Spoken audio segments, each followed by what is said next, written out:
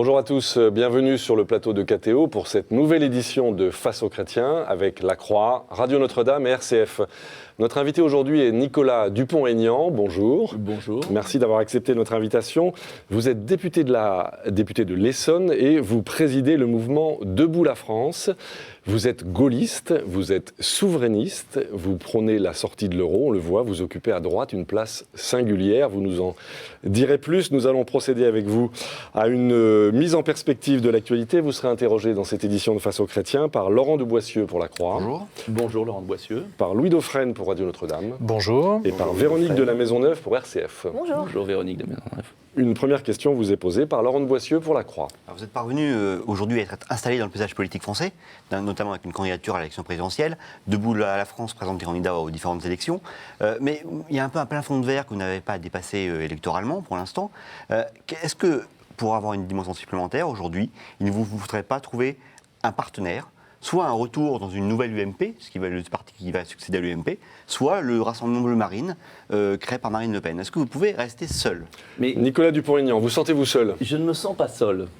Vous savez, sous la Ve République, quitter un parti dominant, par conviction, je l'ai quitté avec tous les risques. En par 2007, conviction. vous avez quitté l'UMP. il faut Tout le à fait. rappeler. Pour défendre ce que je croyais bon pour mon pays. Et avoir près d'1 million d'électeurs à la présidentielle et aujourd'hui être à 5% dans les sondages alors qu'on nous mettait à 0 pendant des mois, avoir des milliers de soutiens, avoir fait plus de 10% des voix dans plus de 400 cantons en France, je ne me sens pas seul. En revanche, ce qui est vrai, Laurent de Boissieu, c'est que dans le monde politique et médiatique français, hors PS, UMP et maintenant Front National, on n'a pas le droit d'exister. On considère qu'on ne peut pas exister.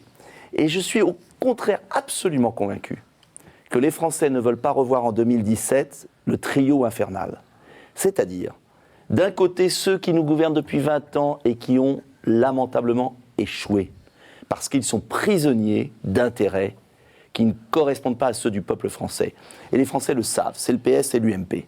Et de l'autre, leur miroir, qu'est le Front National, qui finalement stérilise des millions de voix par ses ambiguïtés, ses excès.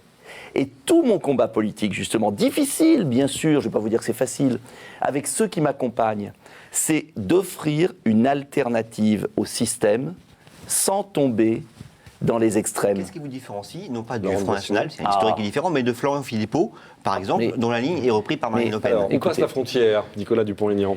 D'abord, franchement, quel Front National ? Vous savez, entre Florent Philippot et Jean-Marie Le Pen qui dit que l'occupation n'a pas été si désagréable en France, il y a un monde, c'est vrai.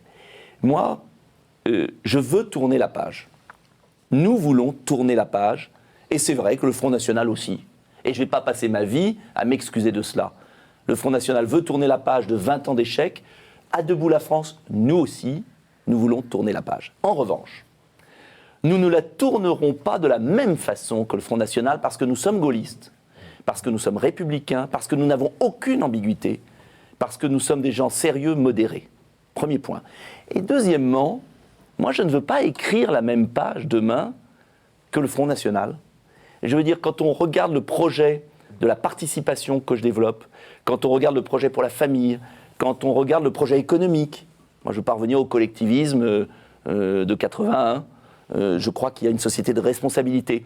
Donc on cherche systématiquement à amalgamer toute personnalité qui veut penser différemment que le système. On cherche à l'amalgamer au Front National. Vous savez, même quand Chevènement voulait par exemple une monnaie différente, on dit « Ah, comme le Front National ». Aujourd'hui, dans notre pays, on ne peut plus s'exprimer et imaginer une voie différente pour la France de ce qui se fait sans être amalgamé au Front National. Donc vous revendiquez votre singularité. Donc oui, on peut vouloir la patrie dans le respect des autres peuples européens et avec des coopérations d'État à État. On peut vouloir une société qui contrôle ses frontières mais qui soit tolérante avec ceux qui sont sur notre sol et qui sont d'autres religions et d'autres cultures. On peut trouver une juste voie entre le système et les extrêmes. Et ça, je ne changerai pas sur ce point. Véronique de la Maisonneuve, RCF. Est-ce que plus généralement, il ne faudrait pas revoir aussi le système des partis en France, qui visiblement pose problème aux Français en général? Vous-même, vous avez changé le nom de votre parti. Est-ce que c'est un début de changement? Est-ce que ce système de partis ne pose pas problème en France maintenant? Bien sûr, mais Nicolas le système des partis traditionnels est complètement vérolé. On est dans un système oligarchique de cooptation, de médiocrité, avec des gens très bien d'ailleurs dans ces partis. Parce que tout le monde n'est pas mauvais, mais bien sûr. Ils ne sont pas tous pourris. Mais pas du tout, Non. ce serait absurde. En revanche, ce qui est terrible, mais on le voit bien, M. Macron pourrait être dans un gouvernement Sarkozy, c'est cette espèce, on impose aux Français une politique unique, comme si il n'y avait aucun autre choix.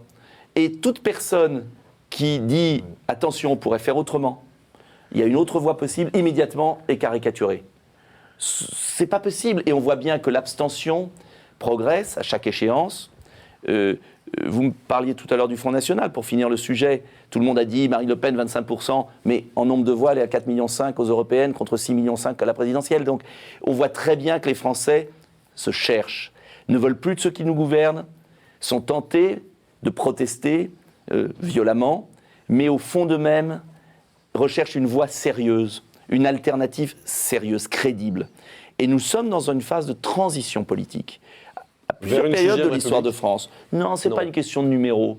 Moi, je crois que c'est une question d'intégrité, d'exemplarité et d'efficacité. Pourquoi d'ailleurs ils se déchirent tant à l'UMP, par exemple, ou au Parti Socialiste? C'est parce qu'en vérité, ils ne pèsent plus sur le fond des programmes. Alors, ils se déchirent sur les apparences. Moi, je veux une autre politique, c'est-à-dire je pense qu'il faut traiter les problèmes du pays à la cause. On pourra traiter le problème de l'immigration si on contrôle nos frontières. On pourra traiter le problème de l'économie si on baisse les charges sur les entreprises. On pourra traiter le problème de la famille si on évite cette espèce de dérive en ce moment. Enfin voilà. On va revenir sur ces différents sujets. Louis Dauphren, Radio Notre-Dame. Il y a une sorte de précédent. Je voudrais savoir quel est l'enseignement que vous tirez de l'histoire de Philippe de Villiers, en fait. Parce que vous êtes un peu un Villiers jeune, en quelque sorte. C'est un compliment pour vous? Alors, non, mais savoir, parce que son efficacité, ce qu'il a pu représenter, l'espoir, les déceptions aussi, je vais vous dire, Nicolas Dupont-Aignan. Tous ceux qui ont été essayés avant moi ont échoué. Il faut être honnête. Ça mérite de la clarté. Philippe Séguin, Charles Pasqua, Philippe de Villiers, Jean-Pierre Chevènement. Ça fait réfléchir. Oui, mais ils ont été des éclaireurs. La période a changé. Ils avaient raison 20 ans trop tôt. Philippe Séguin, Charles Pasqua, Jean-Pierre Chevènement, Philippe de Villiers ont tout dit, ont prévenu. On dit si vous signez ces traités, la France va devenir ingouvernable. Elle partira à la dérive. Ils ont tout écrit. Simplement, ils l'ont écrit 20 ans trop tôt. Ils avaient raison avant les autres. Et si on a autant de monde qui nous rejoint, parce que vous semblez négliger, quand on est mis dans les sondages à 0% et qu'on fait 4% des voix aux européennes, quand dans les sondages aujourd'hui on est à 5%, on fera beaucoup plus demain. Je suis absolument convaincu que notre heure est venue, non pas personnelle, mais parce que nous répondons à une attente du peuple français qui voit très bien qu'il ne peut plus être gouverné comme aujourd'hui, et qui voit très bien qu'il faut traiter les causes des problèmes. Et que si on arrête de nous caricaturer, et que si on arrive, comme on commence à le faire, partout en France, à avoir des élus, à progresser, eh bien vous verrez que l'on pourra changer les choses dans notre pays. Et moi j'ai un message d'espoir. Le peuple français a voté non en 2005. Dès 2005, le peuple français a compris l'arnaque de l'Union européenne, alors qu'on pourrait construire une belle Europe. Donc le peuple français, il est mûr pour le choix. Simplement, il faut qu'on puisse lui parler. Et je vous remercie de m'inviter à ce titre. Laurent de Boissieu-Lacroix. Complètement sur l'Union européenne, pour bien comprendre, mais de façon simple, vous voulez quoi? Simplement sortir de l'euro ou sortir de l'Union européenne? Mais on n'a pas à sortir. Nicolas Dupont-Aignan. Nous sommes dans l'Europe, nous sommes au cœur de l'Europe. Nous sommes un des pays de l'euro. fondateurs. La Mais question porte sur la sortir, monnaie. je vais vous parler de sortir. On a à rebâtir l'Europe sur des bases saines. Alors, sur On quelle a base? par exemple à dire une chose très simple, c'est qu'on ne peut pas avoir la monnaie la plus chère du monde et la croissance la plus faible du monde. Alors on fait quoi avec l'euro actuel? On renégocie Maastricht, on met en œuvre une monnaie commune et non plus unique, ce qu'a Commune, proposé c'est-à-dire Jean-Pierre Chevènement, C'est-à-dire l'euro-franc, l'euro-marque, c'est-à-dire qu'il reste une banque centrale qui coordonne des banques centrales Officiellement, c'est nationales. toujours le cas. Hein. Il y a toujours un euro. Oui, mais c'est toujours Non, le cas. Hein. aujourd'hui c'est un euro-monnaie unique. Et on retrouve la liberté monétaire, la flexibilité monétaire nationale qui permet de libérer nos entreprises d'un poids qui les étouffe. Donc vous prenez l'euro-franc, j'ai bien compris. Bien évidemment. Mais avec possibilité d'évaluer Mais bien évidemment. Oui. Et surtout de réévaluer. Certes, mais vous pensez que nos partenaires européens sont prêts ils sont mûrs à passer de la monnaie euro voici unique la à croix. commune? Mais ils en seront, ce sera obligé. Pour une raison très simple. C'est qu'on ne peut pas continuer à plonger le continent de la zone européen et la zone euro dans la récession permanente, dans la croissance lente, dans le chômage de masse, avec les troubles sociaux qui viennent. Moi, je ne suis pas pour renverser la table, et c'est une différence d'ailleurs avec le Front National. J'étais à Bruxelles la semaine dernière, nous avons rencontré BP Grillo, Nigel Farage, le Grec, je vais samedi à Athènes. Nous avons tissé des liens avec des partis qui réclament une Europe des nations et des projets. Et vous êtes quand même plus sérieux que BP Grillo en Italie, par exemple. Comment ? Vous êtes quand même plus sérieux que BP Grillo en Mais il Italie. est très sérieux, beaucoup plus sérieux que vous le croyez. Oui. Beaucoup plus sérieux que vous le croyez. Et je vais vous dire une chose, quand on a vu ce qui s'est passé de magnifique avec la sonde Philae, ça c'est l'Europe que j'aime. C'est une Europe qui n'a pas été... La sonde, elle n'a pas été faite par la Bruxelles. Elle a été faite par des coopérations d'État à État. Et quand on voit le défi scientifique mondial, quand on voit ce que font les Japonais avec les robots, les Chinois, les Américains, tout le monde sait aujourd'hui qu'il faut absolument réorienter l'Europe. C'est pas la casser, c'est au contraire la sauver. Et il n'y a pas que l'euro dans l'histoire. Il y a la manière dont on va gagner les conquêtes industrielles, dont on va investir dans la science, la lutte contre le cancer. Il y a tellement de belles choses à faire. Donc il faut simplement renouer avec la démocratie en Europe et arrêter de laisser des gens non élus diriger à la place des peuples européens. Les gens non élus, c'est-à-dire ceux qui dirigent l'Europe, la Banque Centrale Européenne, non élue, la Cour de justice, la Banque de France, non élue. Indépendante, était non élue Non, mais la également. Banque de France, je suis pour qu'elle soit sous le contrôle de l'État. La Commission de Bruxelles, elle n'est pas élue. Nous avons Elle est un nommée par des continent gouvernements élus. Non, mais bien, nous avons une zone euro, nous avons un continent qui est dirigé par des fonctionnaires sous pression des lobbies qui ne sont irresponsables. Et la démocratie européenne, c'est une Europe fédérale. Elle n'existe pas. Non, mais si vous voulez une vraie démocratie européenne, ça c'est une Europe n'existe pas, ça, fédérale c'est un avec des mythe. représentants élus C'est par un les mythe. citoyens européens, un entre mythe. guillemets. Ce qui existe, ce sont les nations, les démocraties. Et je vais vous dire, si on prend un peu plus de recul, à force de faire diriger l'Europe par des gens non élus, irresponsables, illégitimes, vous alimentez là des retours au nationalisme extrêmement dangereux et périlleux. Et je crois qu'il y a un juste équilibre à trouver entre la démocratie nationale et la coopération européenne. Et ça, c'est sérieux. Véronique de la Maisonneuve, RCF1. Ce qui gangrène aussi beaucoup l'Europe ces temps-ci, c'est toutes les fraudes fiscales, même au plus haut point au plus haut sommet de l'Europe. Que faut-il faire et est-ce vraiment quelque chose d'important pour vous ? Ouais, c'est Nicolas important Dupont-Aignan, puisque vous avez j'ai écrit un rédigé- livre là-dessus. Voilà. J'ai passé 1 an avec Alain Bocquet, député communiste, tous les deux à enquêter. J'ai écrit un livre, Les voleurs de la République. Je suis désolé de parler de mon livre, mais il y a tout dedans. Il y avait tout sur Luxembourg, que j'ai qualifié d'État voyou avant les autres. On m'a regardé de haut. Et pour autant, c'est la réalité. C'est pire. C'est qu'on a nommé à la tête de la Commission européenne celui qui a organisé la fraude fiscale, l'évasion fiscale, la destruction des États, méthodique. Vous demandez qu'il s'en aille ? Bien sûr. Parce que ce qui est en cause derrière, c'est qu'à partir du moment où il y a cette triche fiscale, eh bien, il y a une surpression, un matraquage fiscal sur les classes moyennes et sur les PME. Mais est-ce qu'il n'est pas trop Et tard, là ? il On n'est a jamais l'impression trop tard. qu'est-ce qu'on peut faire, Mais là, on pour peut faire- vraiment remettre Oh, à... Il y a quantité de mesures, il y a déjà des progrès. Il y a un premier progrès, c'est la communication entre les systèmes fiscaux, grâce aux États-Unis d'ailleurs, des comptes bancaires des citoyens. Et ça va venir en 2017, au plus vite, je l'espère. Et puis, en revanche, il y a un progrès à faire par l'OCDE, qui est en cours, mais qui est long, et qu'il faut accélérer, c'est sur la taxation au chiffre d'affaires des multinationales dans les pays, plutôt que ce système de paradis fiscaux et de tax ruling, comme on dit. D'optimisation fiscale. Oui, comme c'est on pire dit. que ça. C'est pire que C'est ça, des hein. accords secrets Oui. où il n'y a pas d'impôt. Mhm. Ce qu'a fait le Luxembourg, M. Juncker en est l'artisan, ce que fait aussi d'une certaine manière l'Irlande et les Pays-Bas. On ne peut pas accepter d'être dans une maison commune et de tricher. C'est comme un match. Si vous jouez à un jeu et que vous avez des partenaires qui trichent, mais c'est la faute de qui? Mais encore on triche, puisque en Louis fait, Dauphren. la fiscalité, c'est national. Oui, mais il y a la libre C'est circulation. pas- La libre circulation exige un code de bonne conduite. Si la France et l'Allemagne disaient, nous, c'est très simple, on n'accepte plus ça de la part de l'Irlande, des Pays-Bas, on a prêté à l'Irlande des dizaines de milliards d'euros, on n'a rien exigé. Bon, donc tout le monde sait. Simplement, ils ont toléré. Ce n'est pas un micro-État, le Luxembourg, qui est la moitié d'un département français, qui va dicter sa loi au continent. Un souverainiste devrait dire que chaque État a autant de poids qu'il Mais- a la population mais- et sa superficie. Bien évidemment, mais ça n'empêche pas les rapports de force. La France ne va pas voir son budget ruiné parce qu'un État voyou se comporte comme ça. À ce moment-là, on n'accepte pas des règles communes avec ces gens-là. Mais que peut-on faire Mais que précisément peut-on faire? Nicolas Mais ce que tout Dupont-Aignan État peut faire souverain, Oui. c'est-à-dire on ne joue plus à cette règle. Les produits qui seront importés ou les transactions financières du Luxembourg seront surtaxés. Au sein du marché unique, Mais bien évidemment. Mais marché unique ne veut pas dire déréglementation totale. c'est comme Marché unique veut dire code de bonne conduite. L'Allemagne et la France, d'ailleurs, ils ont commencé à taper du poing sur la table. Si l'Allemagne et la France tapent du poing sur la table, vous pouvez accepter la libre circulation s'il y a des règles. Mais en vérité, vous savez, derrière tout ça, il y a quoi? Vous avez des hommes politiques qui sont devenus des pantins, qui font de la communication et qui ne gouvernent plus. Gouverner un pays, c'est défendre ses citoyens. Et il n'y a que 2 chefs d'État qui défendent leurs citoyens en Europe. Il n'y en a que 2. C'est Mme Merkel qui défend les intérêts de l'Allemagne, en bonne intelligence de ce qu'elle estime avec l'Europe. Et il y a M. Cameron à sa façon.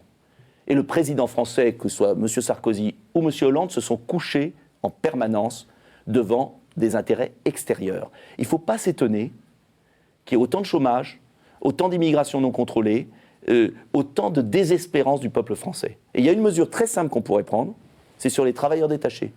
Je ne suis pas hostile à ce qu'un Roumain vienne travailler en France, mais l'entreprise doit payer ses cotisations sociales en France. Et ça, c'est une mesure qui pourrait être prise demain matin par le président de la République. Rompre la directive travailleurs détachés. Une toute dernière question, bref, pour une réponse brève de Louis Dauphren, Radio Notre-Dame. Sur cette question-là, justement, des travailleurs détachés, pourquoi est-ce qu'il ne le fait pas, à votre avis? Parce qu'ils ont Nicolas peur Dupont-Aignan. d'affronter leurs collègues, ils ont peur d'ouvrir ce qu'ils appelleraient une crise. Et si tout le monde est d'accord avec ça? Mais vous savez, qu'il y ait 500 000 travailleurs esclavagisés dans notre pays, qui viennent de Roumanie et de Pologne, avec des PME, des artisans, des commerçants qui ferment boutique tous les jours dans les départements. J'étais dans le Puy-de-Dôme récemment, plus de 1000 travailleurs détachés et une perte d'emploi considérable des PME. Des entreprises qui sous-traitent au Luxembourg, qui ne font pas respecter la législation du travail, qui font venir des pauvres gars dans des campings. Oui. Mais ça, pour nos dirigeants, ce n'est pas une crise. Ils s'en fichent complètement. Mais en revanche, oser dire à Bruxelles, ça ne coûterait rien. On dit stop. Si vous venez travailler en France, vous payez les en charges France. sociales françaises. Si vous allez travailler en Angleterre, vous payez. Ça, c'est à un moment une réforme fondamentale. Pourquoi ils ne prennent pas de décision? Posez-leur la question. On a l'impression qu'ils sont paralysés. Et vous savez, quand on a des gouvernants paralysés, ça finit toujours très mal. Il y a une façon de résoudre le problème, c'est aussi baisser les charges sociales. Hein. Mais vous ne C'est aussi pourrez une pas façon. baisser les charges sociales au niveau De la Roumanie. de la Roumanie. Certes non, mais... Mais dites la vérité aux Français à ce moment-là. Il faut que ces gens qui nous gouvernent. C'est la logique du choix qui a été fait du marché Mais- unique. mais très Marché bien, mais alors unique, pourquoi- donc concurrence Alors, fiscale et voici- sociale Mais alors- entre les États. mais je la- Où il ne fallait pas faire le marché unique Mais européen. il fallait- On ne peut pas vouloir le Non. beurre, l'argent du beurre. Nicolas Dupont-Aignan, en un mot. Marché unique, avec code de bonne conduite. Marché unique, qu'est la jungle. Mais je pense que les dirigeants UMP et PS devraient dire la vérité. Leur programme, c'est quoi? C'est la baisse de 30% des salaires. Le marché unique C'est ce qu'ils a sont été en fait train de nous faire. D'ailleurs, c'est ce que nous propose M. Macron. Et vous savez qui a ça déjà, qui supporte ça? C'est la jeunesse de France. Notre jeunesse est payée à la moitié du SMIC par des stages bidons. Donc, moi, je ne veux pas de cette société-là. Et j'estime que l'on peut très bien avoir un marché unique s'il y a un code de bonne conduite. Sinon, on refuse. On met une taxe aux frontières et vous verrez que ça changera très vite. Ce qu'avait fait le général de Gaulle en 1964 avec la crise de la chaise vide. Très bien, nous allons marquer une première pause dans cette édition de Face aux chrétiens. Je vous rappelle que notre invité est Nicolas Dupont-Aignan, député d'hiver droite de l'Essonne et président du mouvement Debout la France. Vous restez avec nous. À tout de suite, merci.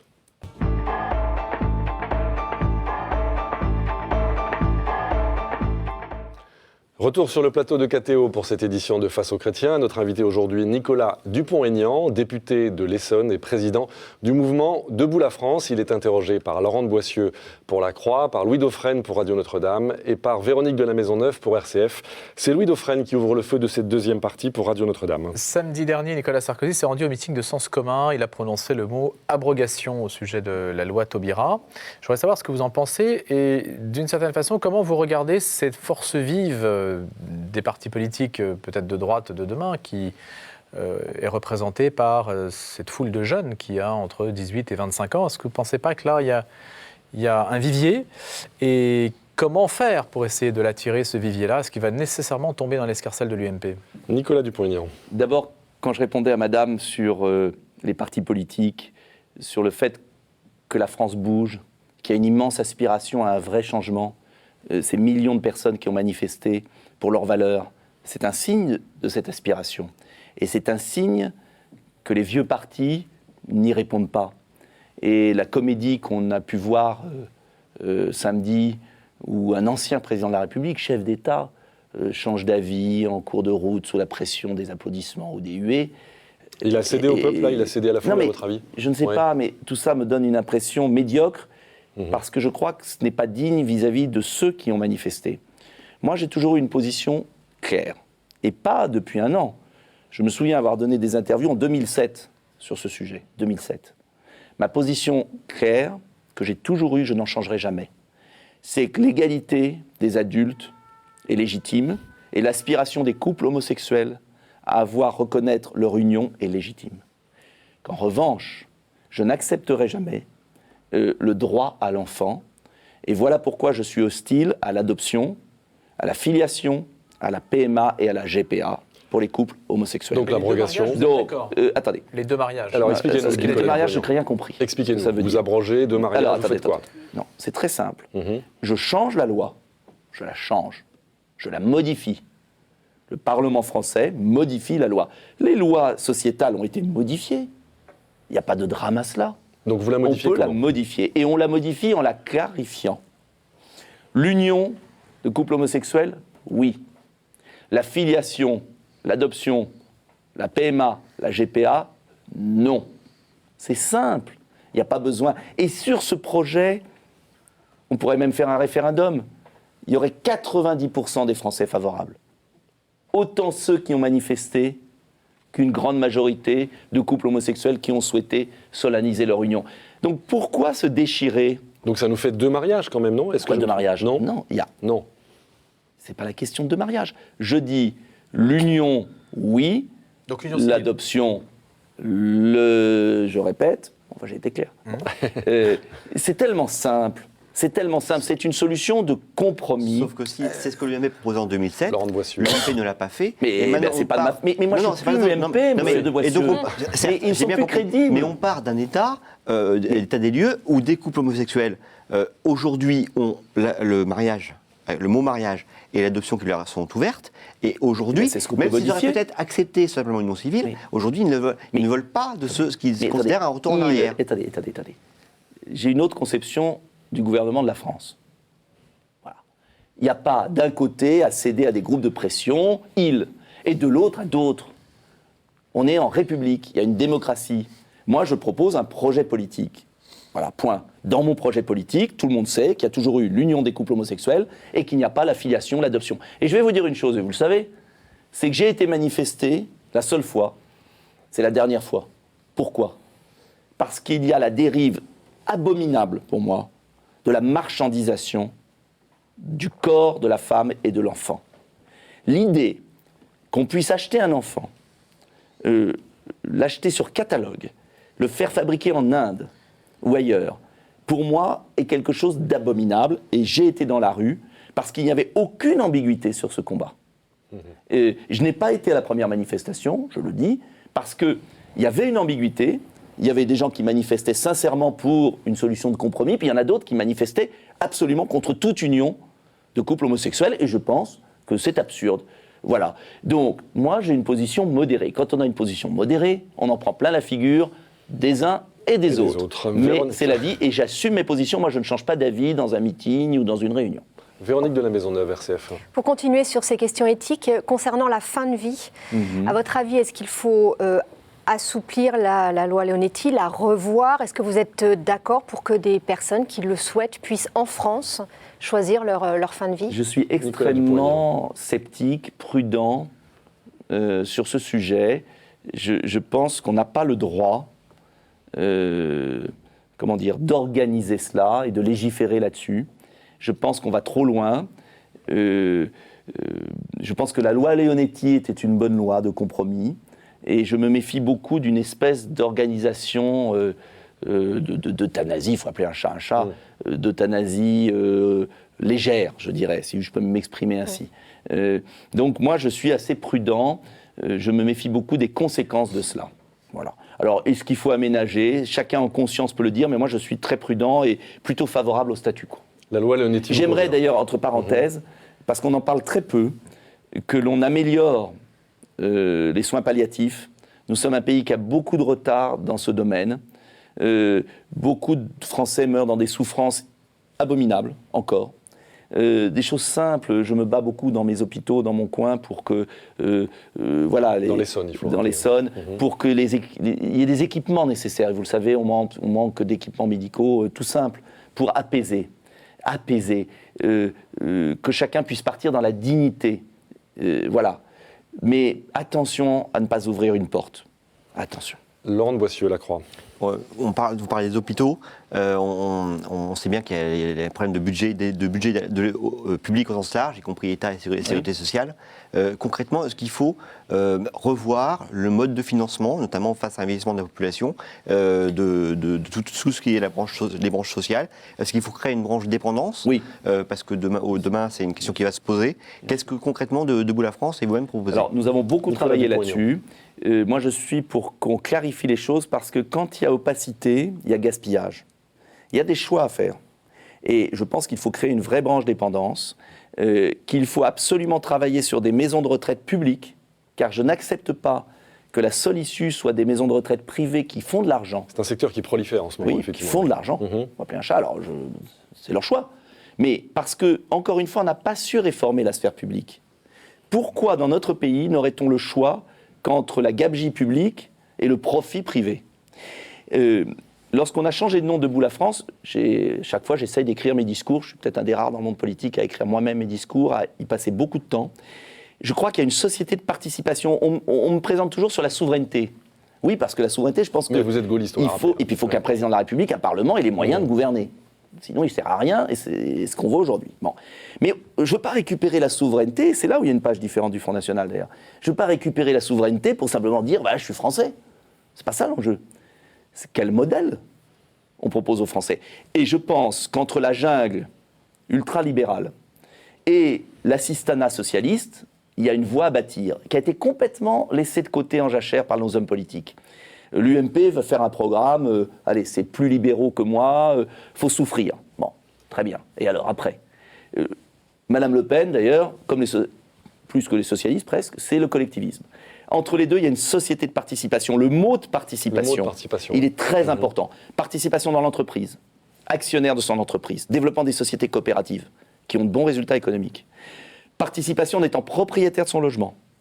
Et participation en mettant en place des mécanismes où chaque Français peut préparer sa retraite. Égalité du point de retraite, égalité du point de... Répartition toujours.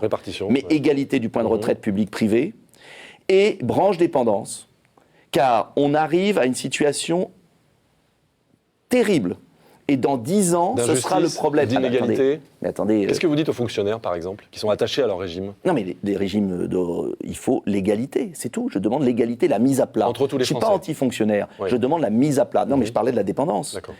On va arriver avec des centaines de milliers de personnes qui ont des maladies comme Alzheimer, etc., qui n'ont pas les moyens financiers, vous n'avez pas répondu sur qui n'ont même pas de biens. Vous n'avez pas répondu sur les moyens financiers de l'État. Il faut faire des économies ailleurs. Pour cette branche dépendance et pour des constructions de maisons de retraite. Oui, publiques. mais parce qu'il faut faire des économies ailleurs. Il faut arrêter la gabegie qu'il y a dans certains hôpitaux. Il faut arrêter sur l'absentéisme, j'ose le dire, qu'il y a dans certaines catégories de personnel hospitalier. Il faut aussi donner des moyens aux hôpitaux et rationaliser les choses. Et il faut aussi arrêter, par exemple, la ME, on pourrait en parler, et beaucoup de soins qui sont donnés de manière... avec beaucoup de gaspillage, de fraude sociale. Donc on remet au carré. Et de fraude fiscale dont on parlait avec le Luxembourg. Il faut remettre tout dans la transparence et il faut bâtir la branche dépendance pour permettre à ceux qui n'ont pas les moyens financiers de se payer une dépendance privée d'avoir un minimum. Est-ce qu'il faut réformer le statut de la fonction publique ? Louis Dauphren, Radio Notre-Dame. Je pense qu'il faudrait le réformer, oui. Et il faudrait le former en accord avec les fonctionnaires qui, la plupart, à 90%, savent qu'il y a des réformes à faire pour qu'il y ait un peu plus de justice entre eux aussi. Parce qu'il y a, une petite minorité, je suis maire depuis 20 ans, je vais vous dire, allez, 2% ou 1% qui déconsidèrent 90% des fonctionnaires, qui abusent du système, alors qu'il y a 90% des fonctionnaires qui sont remarquables. Et je trouve dommage qu'on sacrifie la fonction publique et le domaine public parce qu'on n'est pas capable de remettre de l'ordre dedans. Oui, mais alors ça veut dire. Qu'est-ce que ça veut dire? Ça veut dire des évolutions. Au-delà du comportement, s'il y a un problème de statut, ça veut dire qu'il y a des rentes. Est-ce qu'on peut toucher au statut? Est-ce que vous touchez à des rentes? On peut toucher bien sûr à des statuts, à la condition que ce soit négocié avec les syndicats. Vous y attaquerez. Je pense qu'il faut le faire, mais en négociation. Et qu'on ne pourra pas le faire, pour aller au bout de ma pensée, si on continue cette politique de moins-disant social permanent. C'est-à-dire que si l'objectif, c'est de faire travailler les Français comme les Roumains, alors là, on ne fera rien. Parce que c'est ça le programme de l'UMP. C'est on ne change pas l'euro, on ne change pas la libre concurrence, la jungle, donc Français, souffrez avec nous. Bon. Ben moi, ce n'est pas l'objectif, je n'ai pas envie de porter atteinte à un système social qu'on a mis 50 ans à bâtir. En revanche, il faut l'adapter et il faut surtout responsabiliser les citoyens. Ça veut dire quoi? Je prends par exemple un exemple. Je veux qu'on crée une carte de sécurité professionnelle. C'est quoi? C'est qu'un jeune qui quitte le système scolaire tôt ait un crédit sur sa carte qui lui permette d'avoir une formation de seconde chance. Parce qu'aujourd'hui, un jeune qui est parti à 16 ans du système scolaire, qui n'a pas de formation, on ne lui paye jamais une formation professionnelle. En revanche, on fait des cours d'anglais pour les cadres dirigeants des entreprises. Il y a 32 milliards gaspillés dans la formation professionnelle. Alors, je prends un exemple. Vous voyez, c'est concret. Voilà, puisque vous parlez d'éducation, formation. L'éducation nationale, on voit bien que vous essayez d'avoir une troisième voie, ce que vous avez dit, entre l'ultralibéralisme, la jungle, et puis le collectivisme. Qu'est-ce qu'il faudrait changer, par exemple, dans l'éducation nationale? Est-ce que vous estimez que le système... J'imagine que vous estimez qu'il y a des changements à opérer dans le système. Je crois, oui. Maintenant, dans quelle mesure c'est un système que l'on peut réformer? Mais on peut le réformer. C'est ça la question. Mais alors là, parce que très vite, on peut le réformer. Alors là, ça ne dépend pas de l'Europe. Soit l'un, soit l'autre. Alors là, je vais vous surprendre. Mais jusqu'où quel est le curseur? Ça dépend de nous. Mais il y a très simple. Rétablir l'autorité à l'école. Oui, mais bon... Attendez, quand les chefs d'établissement et les inspections d'académie arrêteront de désavouer les professeurs qui veulent se faire respecter dans leur classe, ça ira mieux. Quand, deuxième point, on rétablira le mérite. Quand, troisième point, on rétablira l'apprentissage des savoirs fondamentaux avec une bonne méthode, notamment la lecture. Qu'on arrête avec la méthode globale ou semi-globale qui est un fiasco intégral. Tous les pays en sont revenus, pas nous. Faites ça déjà. Quand vous rétablirez l'égalité entre les affectations de professeurs, entre les zones difficiles et les autres. Vous savez, il y a beaucoup de travail à faire à l'éducation nationale, mais c'est totalement réformable. Mais pour ça, il faut oser défier qui? Même pas les syndicats. Le mammouth? Non. Non. Des dirigeants pédagogues qui ont détruit l'éducation nationale avec leur mentalité. Mais c'est qui? Mais les dirigeants. Les dirigeants. Les dirigeants des principales directions de l'éducation nationale, les inspecteurs généraux, les inspecteurs, mais à tous les niveaux. Ok. Mais c'est peu de monde. Les enseignants, je peux vous dire, aujourd'hui, on ferait un référendum chez les enseignants. Une majorité des enseignants veulent revenir à l'école de la Troisième République, non pas passéiste, mais où il y a un cadre. Uniforme? Uniforme, pourquoi pas. La suppression des notes actuelles, surtout pas. La suppression du redoublement, ça fait partie de ce pédagogisme que vous... Mais que j'exècre. Et vous savez pourquoi je l'exècre? C'est parce qu'il nuit aux plus faibles. Parce qu'il enferme les enfants des classes défavorisées dans l'échec. Parce qu'il abaisse le niveau. Et que la République, c'est le mérite, c'est l'effort, c'est le rattrapage, ma seconde chance, c'est l'apprentissage. Il y a plein de choses à évoluer. Je ne dis pas de revenir à la Troisième République. On vous dira que vous n'avez pas de relais pour imposer ça. Mais qu'est-ce qu'on n'a pas de relais? Le peuple, par référendum. Le référendum. Très bien. On vous a compris, si j'ose dire. Vaste programme. Vaste programme. Tel est votre programme, mais c'est comme aurait dit le général de Gaulle. On va marquer une deuxième pause dans cette édition de Face aux Chrétiens. Notre invité, Nicolas Dupont-Aignan, député de l'Essonne, président de Debout la France. À tout de suite. Merci.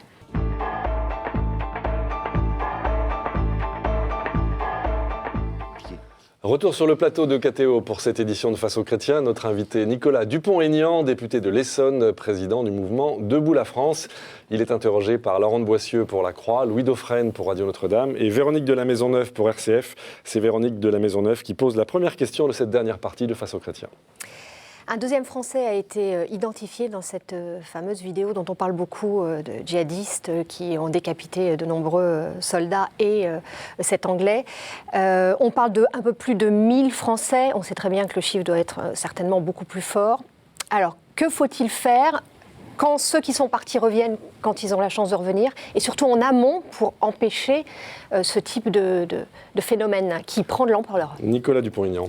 D'abord, ça fait mal. Ça fait tellement mal à notre idée de la République que de nos enfants puissent partir fanatisés pour devenir des assassins. Y compris ceux de votre département de l'Essonne? Oui, de tous les Vous en départements. avez? C'est l'échec complet de notre République. Quand même, il faut appeler un chat un chat. Premier point. Deuxième point, comment on peut faire? Celui qui a la recette, qui vient de me voir, c'est pas facile. Parce qu'on ne lutte pas contre 30 ans de démission, contre la destruction d'une société, la déstabilisation d'une société, comme ça. Entre parenthèses, je fais une parenthèse, quand on veut faire travailler les gens le dimanche, qu'on s'interroge sur l'état de leur famille après. Bon, c'est une parenthèse. On en parlera. On en parlera peut-être. Sur le djihad. Sur le djihad. Moi, je crois qu'il y a deux choses. Il y a d'abord une très grande fermeté pour ceux qui reviendraient.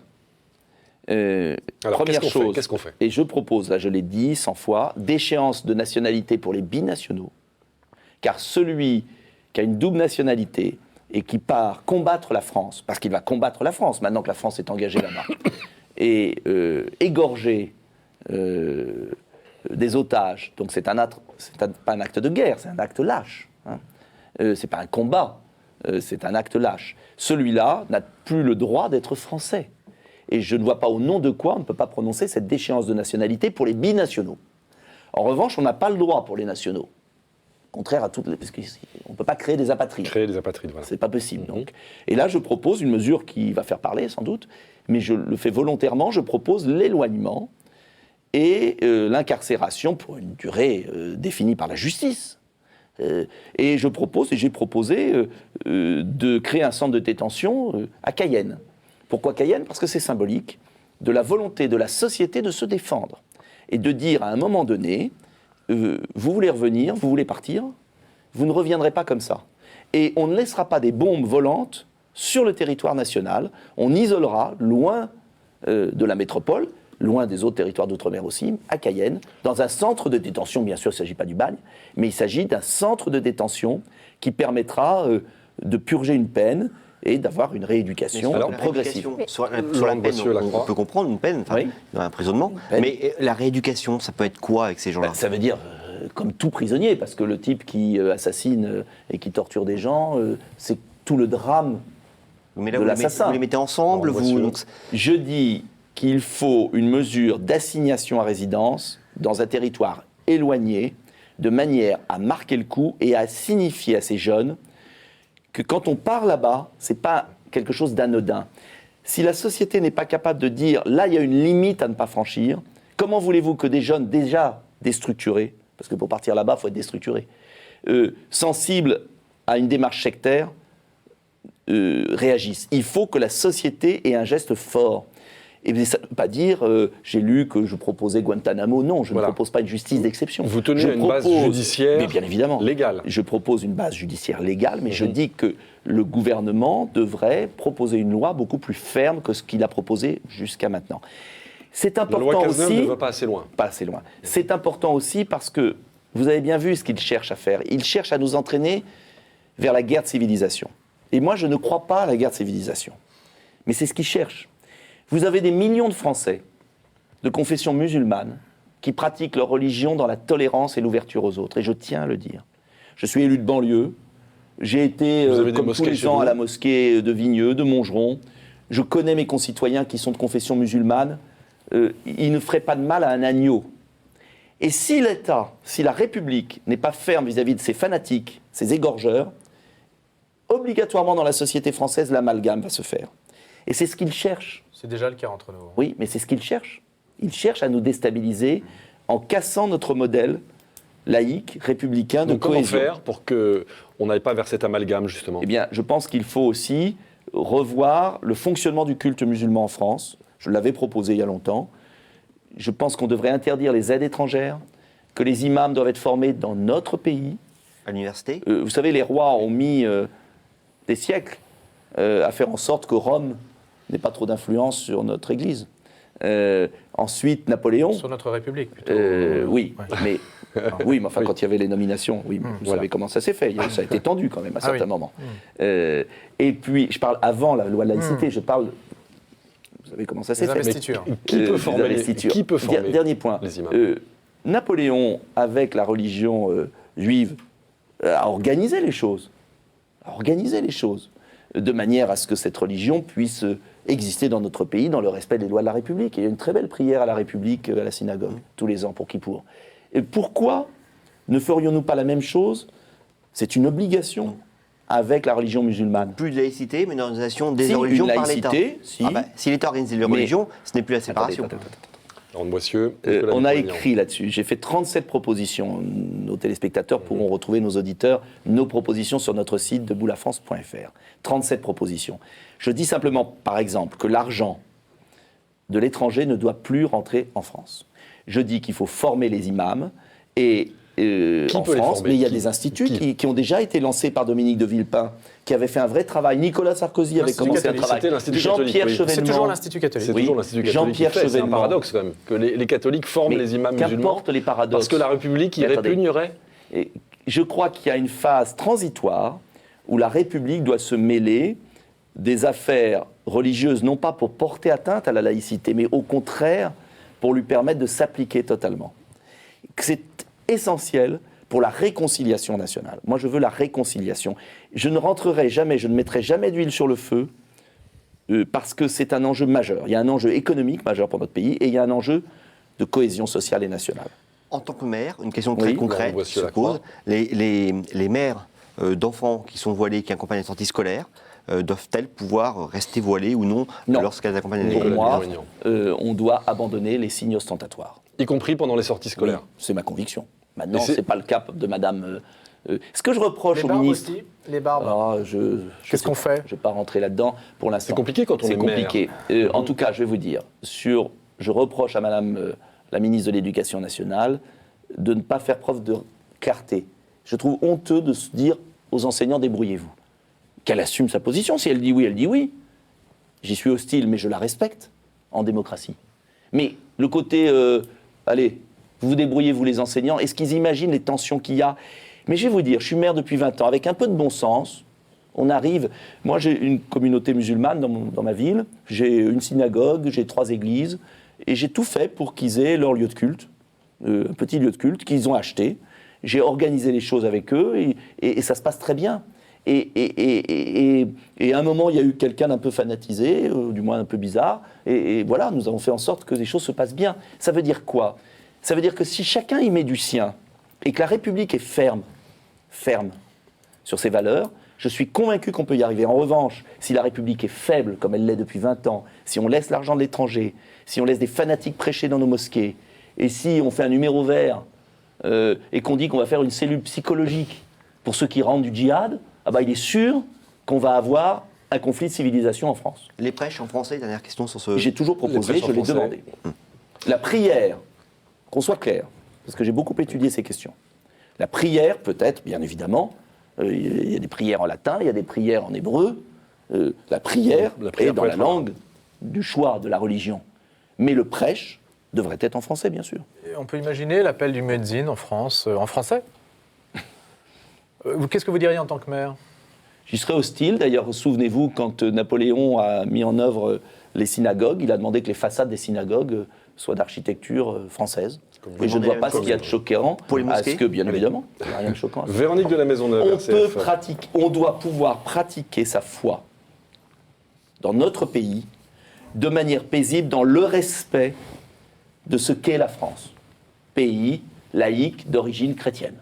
C'est ça la réalité. Eh bien, pourquoi n'y arriverons-nous pas? Si l'État et si les religions, si les forces politiques mettent du bon sens et de la fermeté, on y arrivera. Si en revanche on se laisse aller à la faiblesse et à la démagogie, on n'y arrivera pas. Véronique de la Maisonneuve, RCF. Pour revenir à ces jeunes qui partent faire le djihad, on sait très bien que la plupart, c'est pas dans les mosquées qu'ils se fanatisent, mais ils s'auto-fanatisent dans leur Sur chambre, Internet. sur Internet. Voilà. Est-ce qu'il n'y a pas là peut-être Bien quelque sûr. chose à faire? Mais parce qu'on n'a pas été assez ferme. Nicolas Dupont-Aignan. Mais parce qu'on n'a pas été assez ferme, c'est tout. Mais est-ce qu'on il peut faut être ferme aussi avec voir Internet appliquer et la avec la fermeté, communication c'est ça, de... Attendez, il n'y a pas besoin de faire un dessin. Si on voulait fermer certains sites qui incitent à la haine, on pourrait le faire. Pourquoi on ne le fait pas? Expliquez-moi. Alors, on me dit qu'ils sont utiles pour pister ceux qui sont dessus. Peut-être. C'est ça l'argument. Là, moi, je fais confiance aux autorités de l'État. Mais il y a un autre problème qu'il faut quand même avouer, c'est que l'État a été démantelé depuis des années. On a affaibli l'État. On a réduit les postes budgétaires de l'État régalien. On a fusionné les forces de police. On a supprimé les RG. Ah, la belle affaire. On a créé un espèce de... Bon, moi, je pense qu'on a beaucoup abîmé l'État. Et l'État, il doit exister. On a besoin d'un État fort en France. Ça ne veut pas dire un État gros, un État fort. Comme nos soldats qui sont aujourd'hui mis dans une situation scandaleuse. Nos casernes, on a besoin d'un État fort. Voilà, et les coupes budgétaires permanentes, sous la pression de Bruxelles, n'importe comment, font qu'on a affaibli l'État, notre défense nationale et notre sécurité intérieure. En parlant de défense, est-ce que vous pensez que c'est parce Véronique qu'il y a eu des choix politiques militaires de François Hollande, notamment dans certains pays, d'envoyer nos soldats qui font que maintenant les terroristes s'attaquent envoi principalement aux Français? Nicolas Dupont-Aignan. Je soutiens les choix qui ont été faits d'intervenir au Mali, en Centrafrique. Syrie? Non, sur la Syrie. En Irak contre Daesh, oui, mais pas contre la Syrie. Je pense que la seule faiblesse que je vois fondamentale de politique étrangère de la France, c'est sa faiblesse, c'est son incohérence sur la Libye et sur la Syrie. J'étais contre l'intervention en Libye. On a vu le désastre. J'étais pas pour Kadhafi, loin de là. Mais il valait mieux un chef d'État comme Kadhafi que le chaos et la charia. On veut faire la même chose en Syrie. On ne peut pas lutter contre Assad et contre Daesh. Il faut choisir. Et moi, je pense qu'on devrait concentrer tous nos moyens contre Daesh avec des accords avec la Syrie, l'Iran, la Russie. Il nous reste Et une les petite États du minute, Golfe. une dernière question de Laurent de Boissieu pour la Croix. Question courte sur le. Est-ce qu'il faut livrer les navires Mistral à la Russie?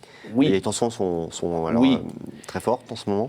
Quel gâchis! Nicolas Dupont-Aignan. Nous avons un partenariat avec la Russie à construire. Le vrai danger, c'est Daesh. Le vrai enjeu, c'est de stabiliser le bassin méditerranéen. C'est d'aider l'Afrique à se développer. C'est pas de rentrer dans une espèce de guerre sans fin absurde avec la Russie alors qu'on a tant en commun. Donc, il faut livrer les Mistral, il faut un statut de neutralité pour l'Ukraine et de fédéralisation. De neutralité pour l'Ukraine. Oui, oui, car une partie de l'Ukraine est russe, qu'on le veuille ou non. C'est un fait pour vous. C'est un fait historique. Il n'y a pas besoin d'avoir fait Polytechnique pour le comprendre. Il suffit d'aller sur un atlas historique. Et il y a une partie qui est tournée vers l'ouest. Donc arrêtons, laissons à la Russie son espace vital, neutralisons l'Ukraine et entendons-nous avec la Russie pour bâtir des coopérations fondamentales pour le XXIe siècle, en matière de ressources naturelles, de technologie, d'évolution vis-à-vis de la Chine, de stabilisation du Moyen-Orient, un peu de jugeote. Et arrêtons de déstabiliser la Russie parce que les Américains sont bien contents de diviser les Européens. Un tout dernier mot, 15 secondes de Louis Dauphren pour un mot de réponse. Vous avez parlé de Philae tout à l'heure. Ça a coûté 1,4 milliard sur 20 ans, ce très beau succès. Oui, très beau programme. C'est le coût d'EcoMove. 1,4 milliard à peu près. Mhm. Est-ce que vous demandez des démissions au gouvernement pour ce fiasco financier Nicolas d'EcoMove? Dupont-Aignan. Le fiasco, c'est d'avoir fait EcoMove. C'est d'avoir inventé cette taxe carbone absurde Qui sur avait notre été voté à territoire. l'unanimité. Absurde. Absurde. Et qui doit être sanctionné alors? Mais on peut sanctionner qui on veut. Mais ce qu'il faut, c'est éviter de taxer le carbone à l'intérieur du France. Et il faut le taxer aux frontières. Parce que vous savez, on peut taxer le carbone en France, il n'y aura plus rien, plus une activité, le chômage de masse. Et en revanche, tous les emplois sont en Chine. Donc taxons les produits qui arrivent de Chine et d'Inde et qui détruisent l'humanité et qui sont fabriqués à partir de l'esclavage des enfants. Voilà. Frontière de la France Ce ou sera l'UE? votre dernier mot, Nicolas France et Dupont-Aignan. UE, les deux. Ce sera votre dernier mot. Je rappelle que notre invité Merci. était donc Nicolas Dupont-Aignan, député de l'Essonne, président du mouvement Debout la France. Notre invité la semaine prochaine sera Delphine Batho, députée socialiste des Deux-Sèvres, ancienne ministre de l'écologie. En attendant, vous pouvez retrouver évidemment cette émission sur les sites de KTO, La Croix, Radio Notre-Dame et RCF. Merci à tous de votre fidélité. À la semaine prochaine.